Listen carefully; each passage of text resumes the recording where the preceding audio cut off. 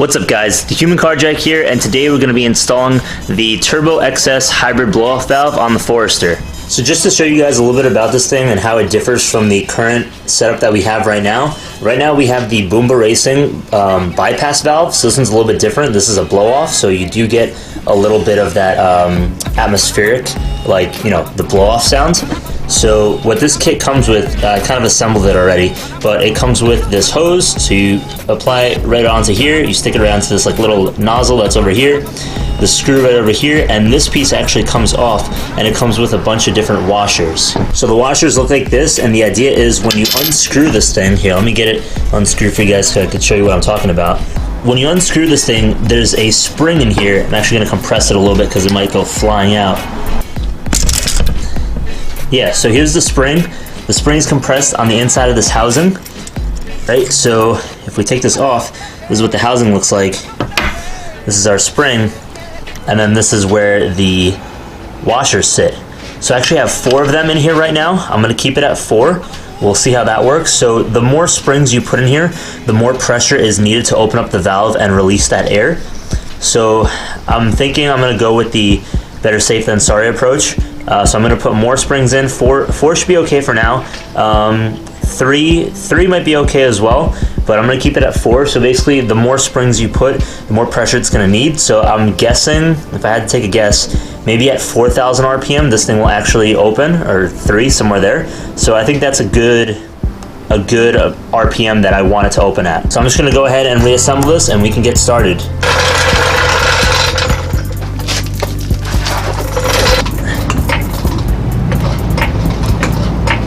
So we got the car up on the jacks. Now it's time to take off the skid plate along with all the other pop clips holding in these plastic pieces, and then we can get to work.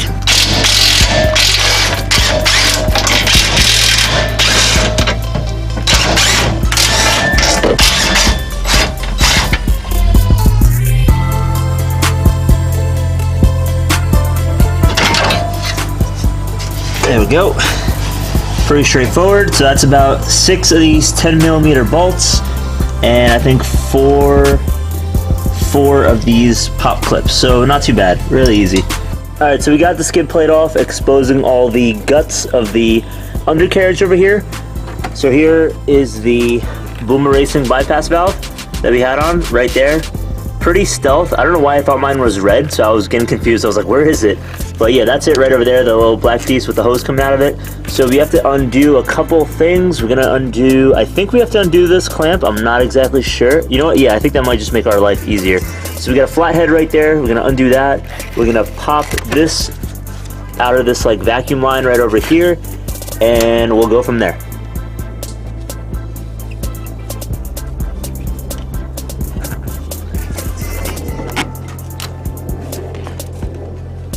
Alright, so we pulled off that hose, just had to undo the worm clamp right over here. We're just going to put this on the side right there.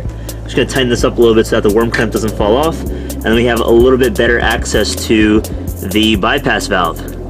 Alright, so what I'm going to do now is I'm going to take off some of these clips. There's a couple of clips over here. This one's going to need a flathead.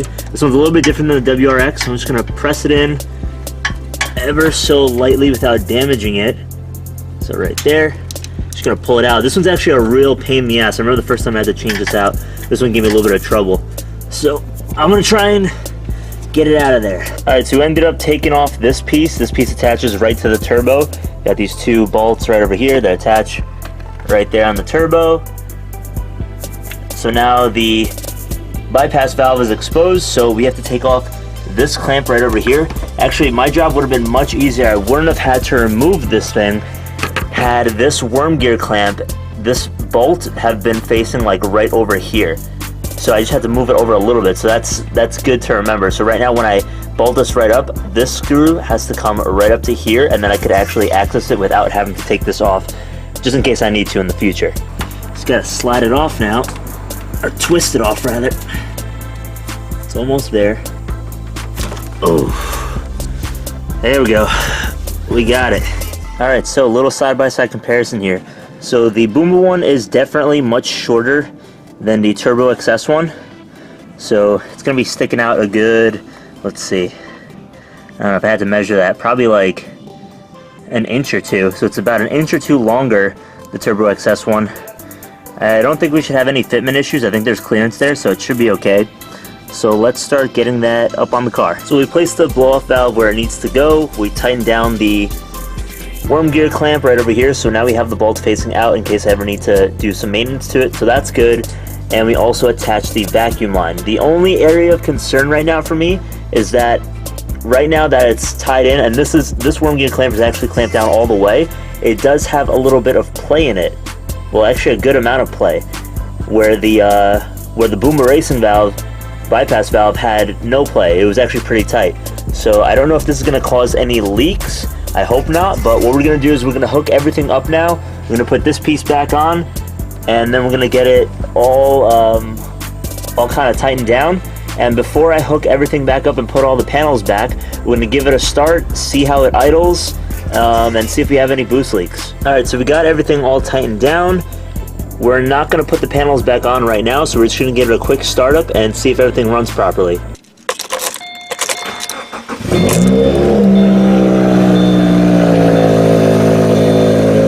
So I just went underneath the car. I felt all the connections. There doesn't seem to be any leaks.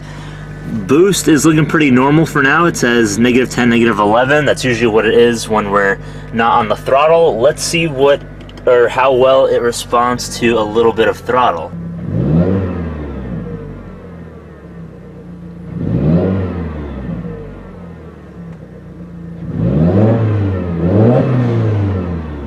Ooh, I heard that. Did you guys hear that?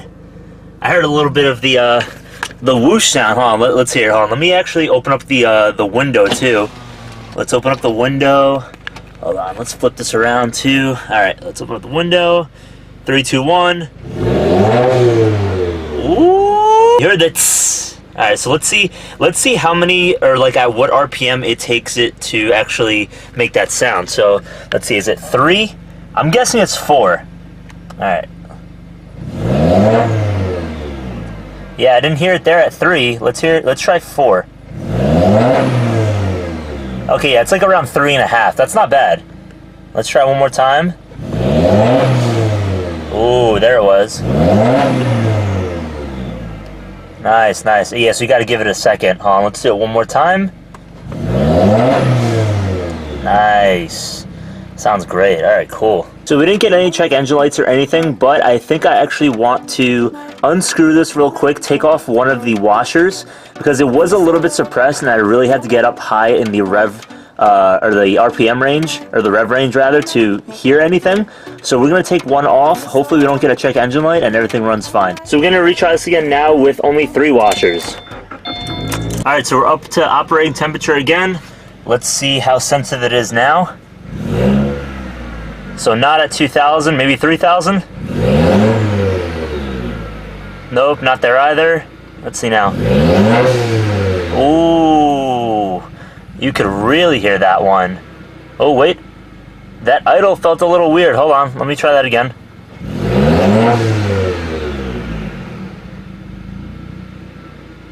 Ah, you see that? Okay, the RPM dropped a little bit too low after it did that. So I think we might have to keep that 4th washer in. Let me try one more time. Let me actually close the window so I could hear the engine a little bit more and not just the exhaust.